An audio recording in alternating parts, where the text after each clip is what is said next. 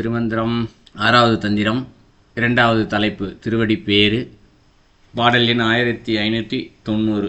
முதல்ல திருவடிப்பேறு என்றால் என்ன அப்படின்னா, இப்போது முதல் தலைப்பில் சிவகுரு தரிசனம் பார்த்துருந்தோம். சிவனே குருவாக வந்து தரிசனம் செய்து எப்படி நமக்கெல்லாம் இங்கே அருள் கொடுத்தார் அப்படின்றதான் ஃபுல்லாக அதில் பார்த்துருந்தோம். அதில் திருவடிப்பேரில் இதை அடுத்தது திருவடிப்பேர்.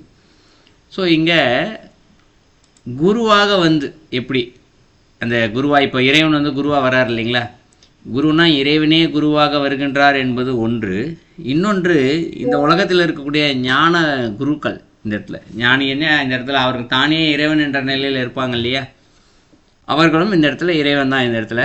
ஆனால் இந்த தானே இறைவன் என்ற நிலையில் இருக்கக்கூடிய மனித ரீதியாக இருக்கக்கூடிய குருக்கள், ஞானத்தின் உச்சத்தில் இருக்கக்கூடிய குருக்கள், அவர்களுடைய திருவடியினுடைய பேரு என்றால் நன்மை இந்த இடத்துல. ஸோ பலன் என்னென்னலாம் கிடைக்குது, எப்படி கிடைக்குது அப்படின்றதான் இந்த தலைப்பினுடைய பொருள். ஸோ மொத்தம் ஒரு 15 பாட்டு இருக்குது. ஸோ அதில் முதல் பாடல் இன்றைக்கி பார்க்க போகிறோம், 1590. ஸோ முதலடியில் இசைந்து எழும் அன்பில் எழுந்தபடியில் அப்படிங்கிறாரு. இசைந்து அப்படிங்கிறாரு. ஸோ இசைந்துன்னா மனதார இந்த ஆத்மார்த்தமாக வழிபடணும் அப்படின்னு சொல்லுவோம் இல்லைங்களா, மனசார செய்யணும் அப்படின்னு சொல்லுவோம் இல்லையா, அதுதான் இசைந்து இந்த இடத்துல. ஸோ ஒரு கோயிலுக்கு போகிறோம், இந்த இடத்துல இல்லை சாமி கும்பிட்றோம், ரொம்ப ஆத்மார்த்தமாக திருப்தியாக வந்து கும்பிட்டுட்டு வர்றது ஒன்று, எனக்கு மனசு ரொம்ப லயிச்சிச்சு அப்படின்னு சொல்லுவோம். அதுபோலே சில பேரோட பேசும்போது பார்த்தோம்னா மனம் வந்து அப்படியே இன்னும் கொஞ்ச நேரம் அவங்ககிட்ட பேசணும் போல் தோணும் இந்த இடத்துல.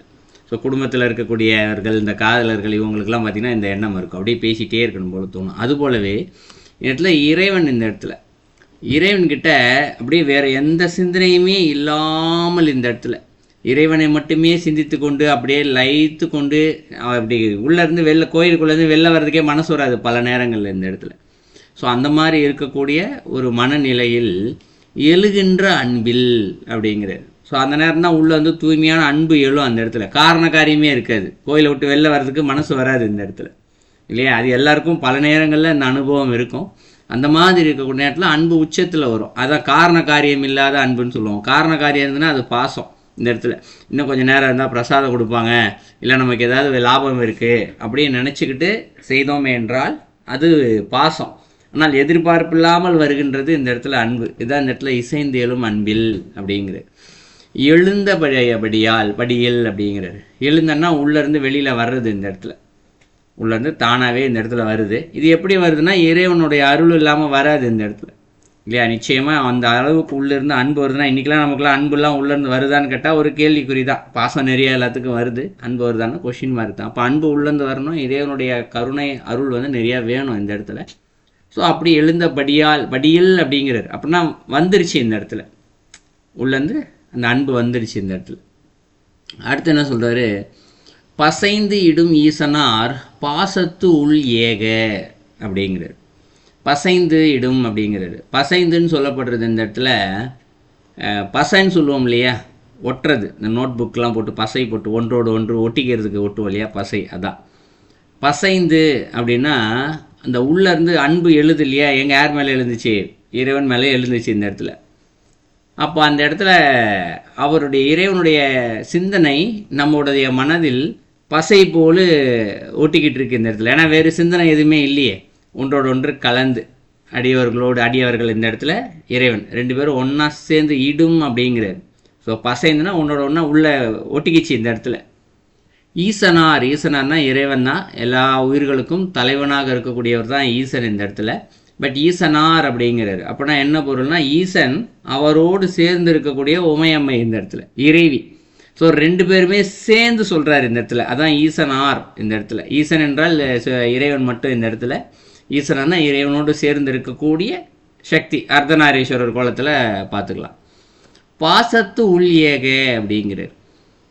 ஏகுதல் அப்படின்னா போகுதல் அப்படின்னு அர்த்தம். அப்போ பாசத்து உள் அப்படின்னா இந்த இடத்துல இப்போ இவ்வளோ தூரம் ஒரு அன்போடு இறைவன் மேலே இருக்கார். இப்போ கோயிலுக்குள்ளேருந்து வெளில வந்தவொடனே என்ன ஆகிடுது, திருப்பி நமக்கு இந்த இடத்துல பாசம் வந்துடுது இந்த இடத்துல. பற்று பாசம், என் குடும்பம் இல்லையா, என்னுடைய தொழில், எனது பணம், எனது கார், எனது வீடு அப்படின்னு சொல்லிட்டு இந்த பாசம் வந்து மனிதர்களுக்கு இயற்கையாகவே வந்துடுது இந்த இடத்துல. ஸோ இந்த இறைவன் என்ன பண்ணாரா இந்த இடத்துல அதெல்லாம் போக வச்சிடுறாராம். எதை? பாசத்து உள். அதற்கு பாசத்திற்கு உள் என்றால் பாசத்திற்கு மூலமாக இருக்கக்கூடிய ஒரு காரணி இந்த இடத்துல இல்லையா? ஏதாவது ஒரு மூல காரணம் இருந்தால் தான் அது பாச தலைகள் அப்படின்னு சொல்லுவாங்க. தலைகள்லாம் என்ன? இந்த இடத்துல ஒரு செடி இருக்குது, செடியில் வந்து அப்படி கிளைகள் எல்லாமே வளர்ந்து நிற்கும், அதெல்லாம் தலைகள் அப்படின்னு சொல்லுவாங்க இந்த இடத்துல இல்லையா? அப்போ அந்த மரத்திற்கு வேர் ஒன்று இருக்கும், வேர் இருக்கிறதுனால தான் அந்த தலை இருக்குது இல்லையா? அப்போ பாசத்தலைகள் அப்படின்னு சொல்லப்படுறது. பாசத்திற்கு பாசம் என்பது மூல காரணம் இருக்குது, அதான் பாசத்து உள் அப்படிங்கிறாரு. அதை என்ன பண்ணுறாரா? போக வச்சிடுறாரா இந்த இடத்துல.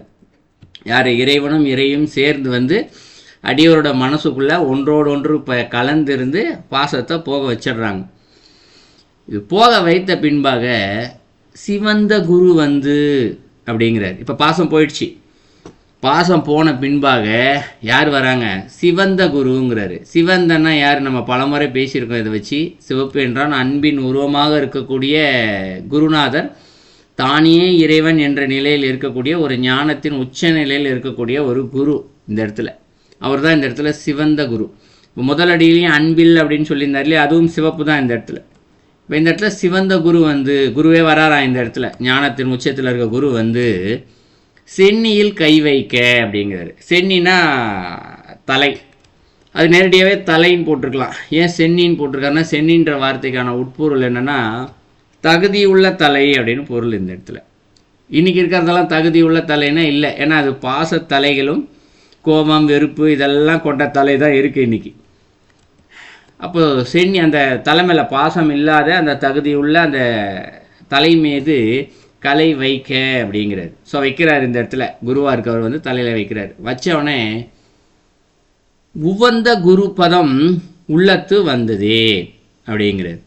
உவத்தல் அப்படின்னா விரும்புதல், அன்பு செய்தல் அப்படின்னு ரெண்டு பொருள் சேர்ந்த பொருள் தான் உவத்தல் இந்த இடத்துல. அதாவது அன்பு செய்கிறது, விருப்பத்தோடு அன்பு செய்கிறது இந்த இடத்துல, அதான் உவந்த குரு. அந்த அன்போடு விருப்பத்தோடு இருக்கக்கூடிய அந்த குருவினுடைய பதம்னா அவருடைய திருவடி. உள்ளத்து வந்தே அப்படிங்கிறார். அவருடைய நம்மளுடைய அந்த உள்ளத்திற்குள்ளே வந்துருச்சான் இந்த இடத்துல. யார்? அடியவர்களுடைய உள்ளத்தில் வந்து விட்டது. அப்போ தான் குருவே வந்து நிற்கிறார். குரு வந்து நின்னவனே என்ன ஆகிடுது? அவர் தலையில் கை வச்சுட்டு என்ன ஆகிடுது? அந்த குருவை பார்த்தோன்னே இவருக்கு ஒரு விருப்பம், என்னுடைய குரு தான் எல்லாமே, குருவை தவிர்த்து வேறு எதுவுமே எனக்கு கிடையாது அப்படின்னு சொல்லி முழுமையாக சரணடைந்து விட்டார். ஒன்று, சரணடைந்த பின்பாக அவர்கிட்ட எதிர்பார்ப்பு இருக்காது குருக்கிட்ட.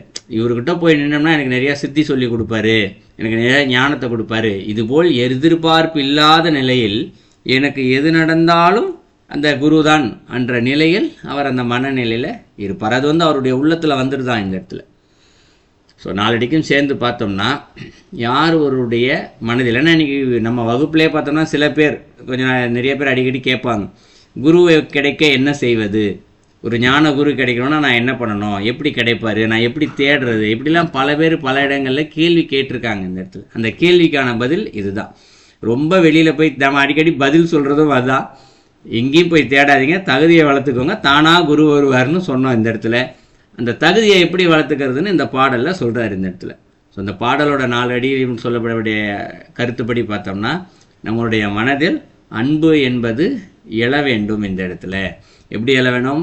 இறைவன் மீது எழ வேண்டும், எதிர்பார்ப்பில்லாத நிலையில் எழ வேண்டும். அந்த இறைவன்கிட்ட டெய்லி போகணும், சாமி முன்னாடி நிற்கணும், பார்க்கணும், நல்லா ரசிக்கணும், நல்லா வேறு ஒன்றும் கேட்கக்கூடாது. பார்த்துக்கிட்டே நின்று ரசிச்சுட்டு லயிச்சு போய் நின்றுட்டு அப்படியே திருப்பி வந்துடணும் இந்த இடத்துல. எனக்கு அது கொடு இது கொடு எதுவும் கேட்கக்கூடாது. அப்போ தான் அன்பானது உள்ளேருந்து வரும். நம்ம ஏதாவது கேட்டோம்னா அது வந்து கொஞ்சம் பற்று மாதிரி ஆகிப்படும் இந்த இடத்துல. எனக்கு குரு வேணும், எப்படியாவது குரு அடையணும்னு சொல்லி பிரார்த்தனை பண்ணலாம், தவறு ஒன்றும் இல்லை இந்த இடத்துல. ஆனால் அதில் கூட எதுக்கு குரு வேணும்னு ஒரு கேள்வி கேட்டால் என்ன வரும் இந்த இடத்துல? எனக்கு சித்தி வேணும், ஞானம் வேணும், எனக்கு அது தெரிஞ்சுக்கணும், இதெல்லாம் நான் என்ற பற்று வருவதற்கு அணு அளவேனும் வாய்ப்பு இருக்கின்றது. ஏன்னா குரு வேணும்னு கேட்குறவங்ககிட்ட போய் உனக்கு ஏன்பா குரு வேணும்னு அப்படின்னு திருப்பி கேட்டோம்னா என்ன பதில் சொல்லுவாங்க? நான் எப்படியாவது மோட்சத்தை அடையணும், ஞானத்தை அடைஞ்சிடணும். இப்போ நான் அடைய வேண்டும் என்ற சிந்தனை சிறிதளவு பற்றோடு வந்துகின்றபடியால் இல்லையா? அப்போ எந்த பிரார்த்தனையும் இல்லாமல் செய்யும்போது அந்த இடத்துல பற்றுன்றது எண்ணம் அணுவளவும் இல்லாமல் அன்பு வருவதற்கு அதிகப்படியான வாய்ப்பு இருக்கின்றது.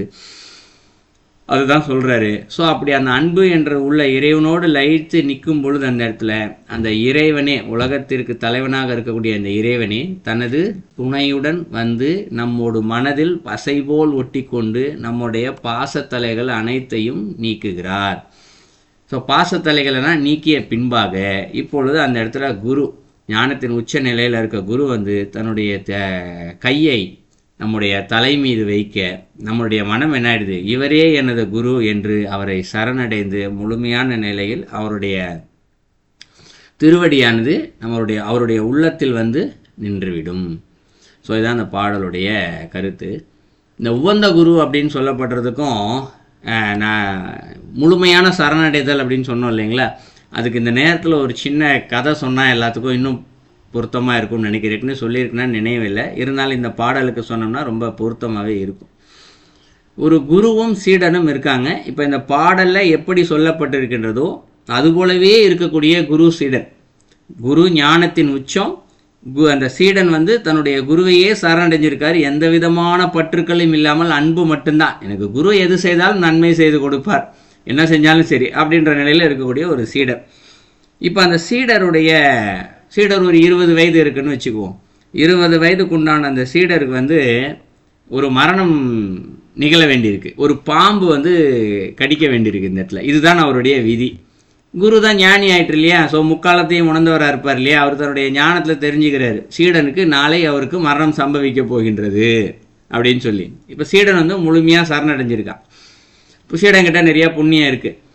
இப்போ என்ன பண்ணுறாரு குரு, சீடனை காப்பாற்றணும் சரின்னு சொல்லிட்டு அமைதியாக என்ன பண்ணுறாரு, தன்னுடைய சீடனை கூட்டிகிட்டு போய் ஒரு கோயிலில் போய் படுக்க வைக்கிறாரு. இந்த இடத்துல குரு சீடன் வாப்பானார், வந்துட்டார், படுக்க வச்சிட்டாரு. என்ன பண்ணுறாரு, நைட்டு ஃபுல்லாக தூங்காமல் உட்காந்துட்டே இருக்காரு. ஏன்னா நாகம் வர்ற நேரம் அவருக்கு தெரியும். இப்போ நாகம் வந்துடுச்சு. இப்போது நாகம் வந்தோடனே குரு வந்து நாகத்திட்ட கேட்குறாரு, நீ எதுக்கு வந்த அப்படின்னு. இல்லை, எனக்கு வந்து இவரை கடிக்கணுன்றது எனக்கான விதி, நான் அதுக்காக வந்திருக்கேன் அப்படின்னு சொல்லி அந்த நாகம் சொல்லுது. சரி, ஓகே, உன்னுடைய விதியை நீ செஞ்சு தான் ஆகணும், அதனால் நான் சொல்கிற இடத்துல நீ கடி அப்படின்னு சொல்லிட்டு உடம்பை பாதிக்காத ஒரு இடம் அவர் என்ன பண்ணுறாரு, தன்னுடைய கதையிலே வரும், அவருடைய கழுத்து பகுதியை கடிக்க வேண்டும் என்பது எனக்கான விதி அப்படின்னு சொல்லிட்டு அந்த நாகம் சொல்லும். சரி, ஓகே, நான் சொல்லும் பொழுது கடி, அது வரைக்கும் தாத்திரு அப்படின்னு சொல்லிட்டு என்ன பண்ணுறாரு, மருந்து மூலிகை பச்சிலை எல்லாத்தையும் எடுத்து ரெடியாக வச்சிடுறாரு. வச்சதுக்கப்புறம் என்ன சொல்கிறாரு, பார்த்துக்கிட்டே இருக்காரு. சரி, கடிக்கிறது கடி, மெதுவாக கடி அப்படின்னு சொல்கிறாரு. நாகம் கடிச்சிட்டு போயிடுது. உடனே என்ன பண்ணுறாரு, ஒரு கத்தி எடுக்கிறாரு. கத்தி எடுத்து அந்த நாகம் கொற்றிய இடத்த வந்து அறுக்கிறாரு. அறுத்து என்ன பண்ணுறாரு, பச்சிலை மருந்து இதெல்லாம் போட்டு கட்டி, அந்த விஷத்தை எடுத்துகிட்டு பச்சிலை மருந்தெல்லாம் போட்டு கயிறு போட்டு கட்டி திருப்பி படுத்து தூங்கிடுறாரு அவர். இப்போ காலையில் எந்திரிச்ச உடனே சீடன்ட்ட கேட்குறாரு, எப்பா நைட்டு ஃபுல்லாக நல்லா தூங்குனியா? ஆமாம் குருவே, தூங்கினேன் குருவே. நைட்டு உன்னுடைய கழுத்தில் கட்டு ஒன்று இருக்குது பாத்தியா நீன்னாரு. ஆமாம் குருவே, பார்த்தேன் அப்படின்றாரு. எப்படி வந்துச்சு தெரியுமா? தெரியும் குருவே, நைட்டு நீங்கள் தான் கத்தி வச்சு அறுத்தீங்க, ஏதோ செஞ்சீங்க, நானும் பார்த்துக்கிட்டு தான் குருவே இருந்தேன் அப்படின்னாரு. ஏன்னா குருவுக்கு சீடனுக்கு பாம்பு கடிச்சே தெரியல, ஏன்னா அப்பா அவன் தூங்கிட்டு இருந்தான். அப்பா அந்த இடத்துல என்னப்பா கத்தியை வச்சு உன் கழுத்தை அறுக்க வர நீ ஏன் கம்முன்னு கத்தாமல் கம்முன்னு இருக்குன்னா அப்போ சீடன் சொல்லுவான், நீங்கள் என்னுடைய குரு, எனக்கு தீமையாக செய்து விட போகிறீர்கள். ஸோ கத்தியால் நீங்கள் என்னை குத்தி என்னுடைய உயிர் போனாலும் அதனுடைய நன்மைக்காக மட்டுமே இருக்கும் என்று நான் நம்புகின்றேன் அப்படின்னு அந்த சீடன் வந்து சொல்லுவோம். ஸோ இது வந்து உபனிஷத்தில் இருக்கக்கூடிய ஒரு சிறு கதை இது.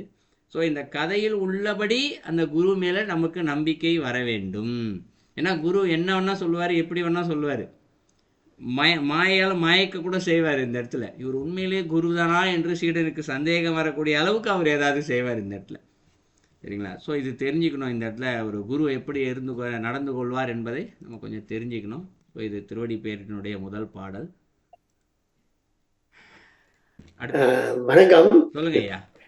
ஐயா, சீடனுக்கு குரு செய்தது நியாயம், நேர்மை, நீதி. அதே நேரத்திலே அந்த சீடனுக்குரிய வயது காலையில் நிர்ணயிக்கப்பட்டிருக்கிறது. இந்த வயதுல பாம்பு கடித்து இறக்கணும் என்ற ஒரு நியதி இருக்குது. அப்ப பாம்பு வந்து கடிக்க அவர் அந்த இதுக்கு அனுமதி கொடுத்திருக்கிறார். அதே நேரத்துல அந்த சீடனை இறக்க விடாமல் பாதுகாத்தது குருவின்ற தவறு கொள்ளையிலாதா? ஏனென்றால் அவருடைய காலையில முடியுது, நிர்ணயிக்கப்பட்டு விட்டது. நிர்ணயிக்கப்பட்டு விட்ட காரணத்தினால அவருக்கு வாழ்வு இனியும் தொடர முடியாது. அதான் நியதி. அது குரு செய்த சரியா என்பதுதான் நியாயமான கேள்வி. ஏன்னா விதியை மாற்றுகிறாரு இந்த இடத்துல, அது தப்பு இல்லையா? இயற்கையில் இருக்கக்கூடிய விதியை மாற்றுறாரே, தப்பு இல்லையான்னு ஒரு கேள்வி கேட்குறீங்க. இப்போ இதற்கு இன்னும் இருக்கக்கூடிய பதில் சொல்லணும்.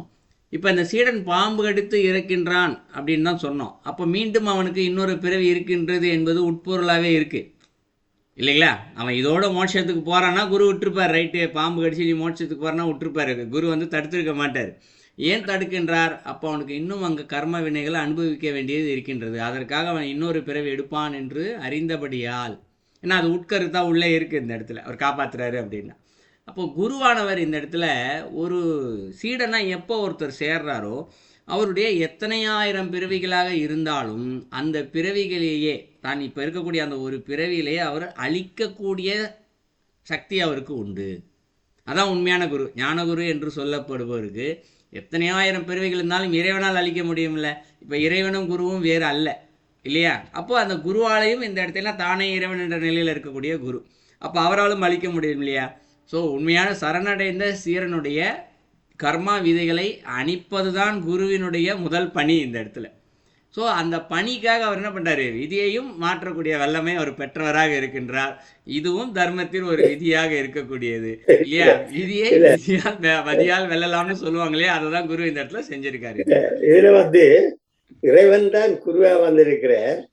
அதே நேரத்துல இறைவன் தான் அந்த ஆன்மாவுக்கு இந்த வயதுல அவருக்கு இறப்பு அது நிர்ணயித்திருக்கிறார். அவர் தான் தான் நிர்ணயத்தை மீறலாமா இறைவனாயிருந்தாலும்? அதாவதுங்கய்யா, நிச்சயமாக மீறலாம் என்பதுக்கு தான் நம்மளுடைய அந்த இதில் சொல்லுவோம் பாருங்க, 3 விதமான கர்மாக்கள் சொல்லுவோம். நினைவு இருக்கா உங்களுக்கு? சஞ்சித கர்மா, ஆகாமிய கர்மா, பிராப்த கர்மான்னு. இதில் ஆகாமிய கர்மா ஒன்று உண்டு. ஸோ ஆகாமிய கர்மா என்று இந்த இடத்துல எதை குறிக்கிறோம்? இந்த இடத்துல ஒரு ஆன்மா அந்த பிறந்த அந்த பிறவியில் என்னென்னலாம் செய்து கொண்டிருக்கின்றதோ அதற்கு ஏற்ப மாறும் வினைகள், அதான் ஆகாமிய கர்மா. நல்லது செஞ்சால் நல்லது சேரும், கெட்டது செஞ்சால் கெட்டது சேரும்.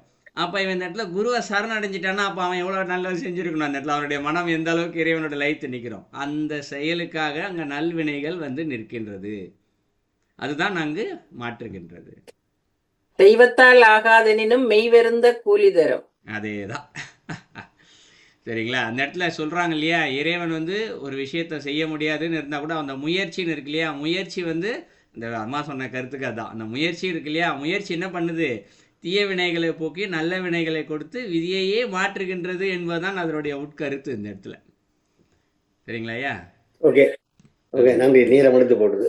நல்லது நல்லது.